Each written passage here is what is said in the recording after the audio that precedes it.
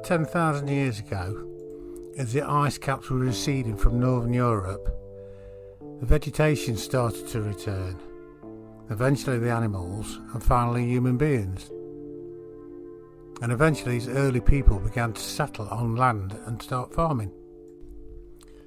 Now these ancient ancestors started setting standing stones into the earth, and they set them in various places all around the world really.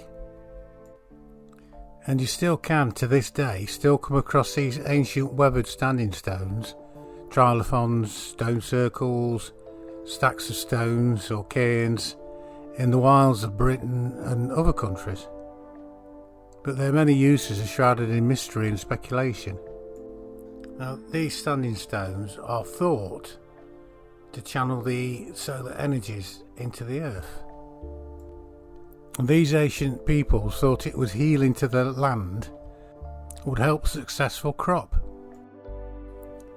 But these standing stones seem to be so many other things as well.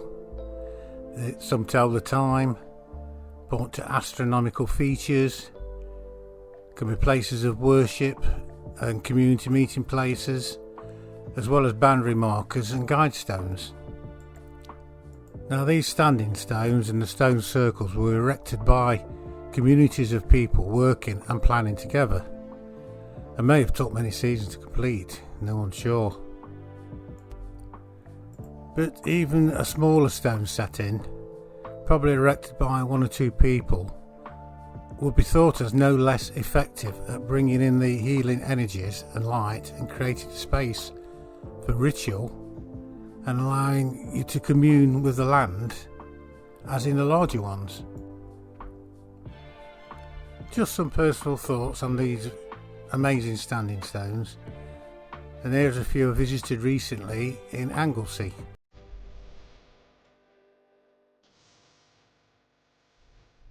This is Timor standing stone on Holyhead.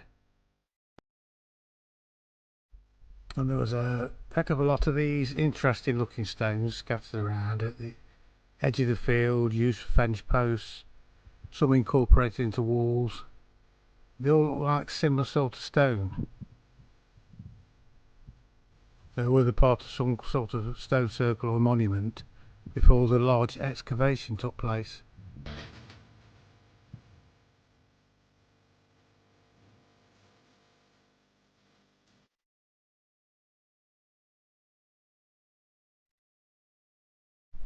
Now this stone was the highlight of my day, even though I'd been here before.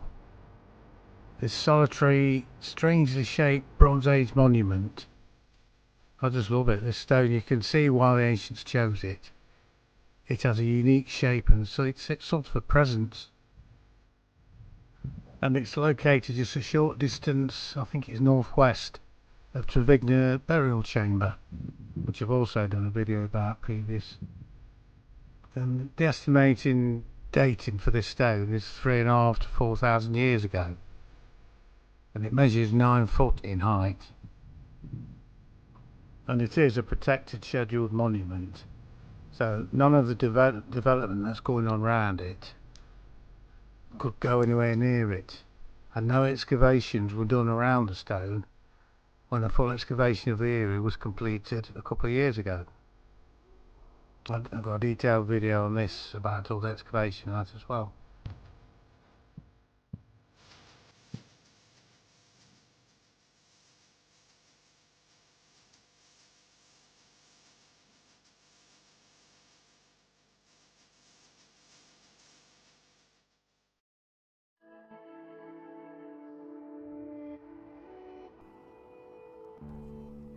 The next one I visited was Bedfadden inscribed stone.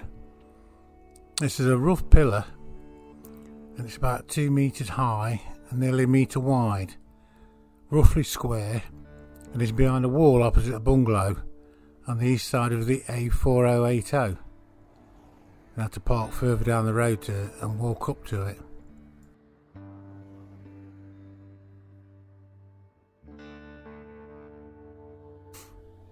And on the stone's north face is the following vertical inscribed inscription.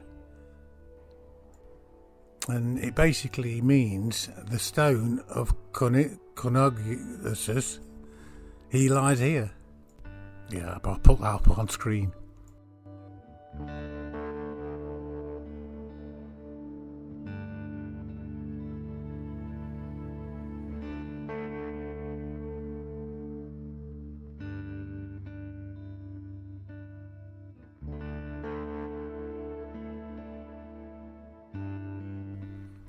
Yeah, the inscription has been dated to the late 5th or 6th century. It's been dated on the style of wording used. And the actual name recorded may be Irish in origin, but the stone could be way older. Could be prehistoric, because it is said to have a cut mark in the middle of the east side, the side facing the field, but I wasn't sure whether I could see it. But I did read that you need the light at the right angle to see it and read the inscription, which was on the north face. So this could possibly be a reused neolithic stone.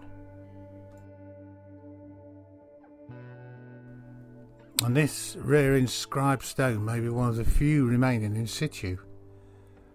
Although it's sited as it is between the road and the quarry, any potential archaeology evidence may be lost.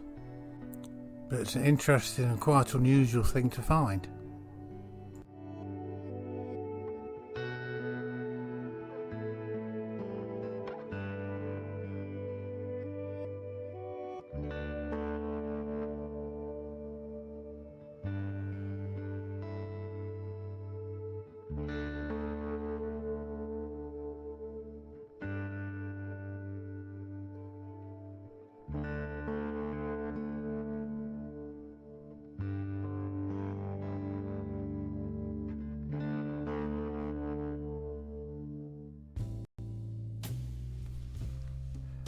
There seems to be very little information about this pair of majestic looking standing stones, but they are situated about 2 miles from Holyhead port,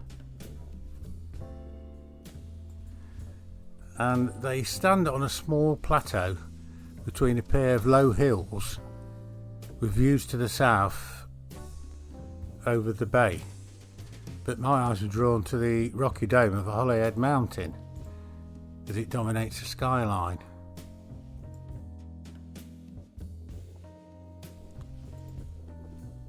Even though the stones are not aligned to the mountain, the view of it must have been extremely important in the locating of these stones to the ancient people, I would have thought.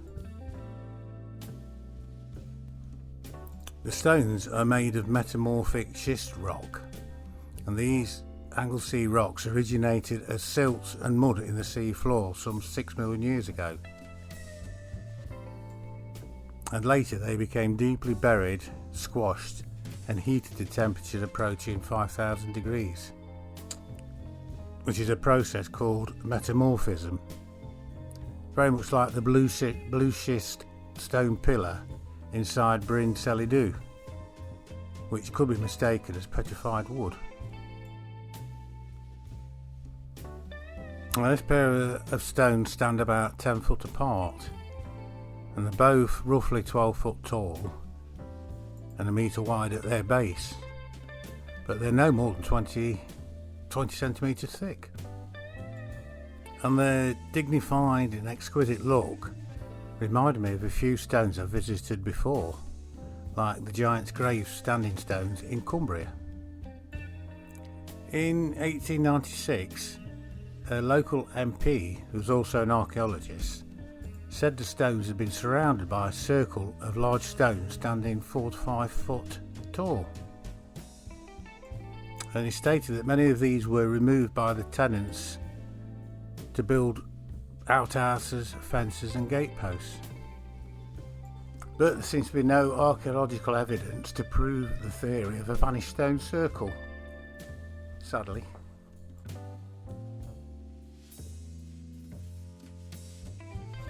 Another story claims that a stone cist once stood between the two stones, containing bones, arrowheads and a spear.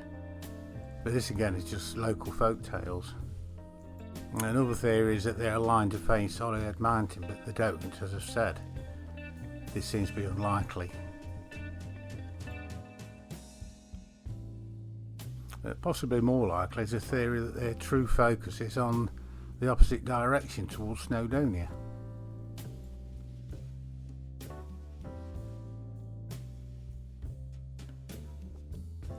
But there is a short distance away is a hut circle settlement.